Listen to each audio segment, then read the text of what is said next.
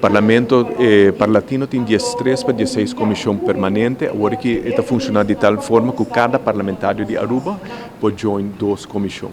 Essa é hora de minha visita, viagem para Parlatino, me teria para que o país tão grande de maneira Uruguai, te mandar representante de coalição e de oposição para cada comissão. Nós também podemos duplicar o processo aí, esse é que o gasto na viagem está significativamente e agora que o parlamentário não vai 2 reuniões. Se botar em 2 comissões, não pode 2 reuniões, não se não chega. Nós me queremos sair fazer nosso trabalho mais efetivo. Na época, tanto Corsou como San Martin manda unicamente líder de fração para representar, se é algo como a Trestilanti Caba, Aruba tem uma delegação de 11 pessoas. É a delegação mais grande, também nós temos uma delegação mais grande que a Holanda.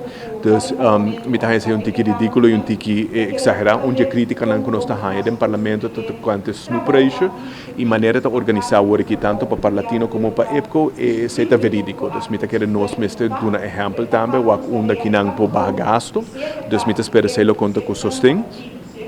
De pergunta na mesa, há mais de 426 perguntas, se como 75 não acontece, se me está corta bom, realmente o funcionamento do parlamento está querendo debilitar, ora pergunta na nota, ora contestar para o ministro, se como tem ministro que tem só pergunta, ela contestar de membro de coalição, para não contestar uma pergunta de oposição, no caso aqui está o ministro de Finanças, Xiomara Maduro, tem o pior recorde em contestar perguntas, e essa é uma carteira mais importante, dos espero que para 2022, 2023 nós possamos melhoramento. Outra sugerência está que nós temos uma comissão no parlamento, algum dia nunca reuni, eles vão reduzir a quantidade de número, vão organizar segundo o lema, maneira rápida van advies aconselhar, para assim nós podemos melhor tratar o funcionamento do parlamento. O que tem o governador que passa na Antabaituma e nós temos ameaça de unwasing, tanto o pressuposto 2022 como o pressuposto 2023 está queda problemático. Então, me espera de ter o governador que o governo finalmente lo começa a cumprir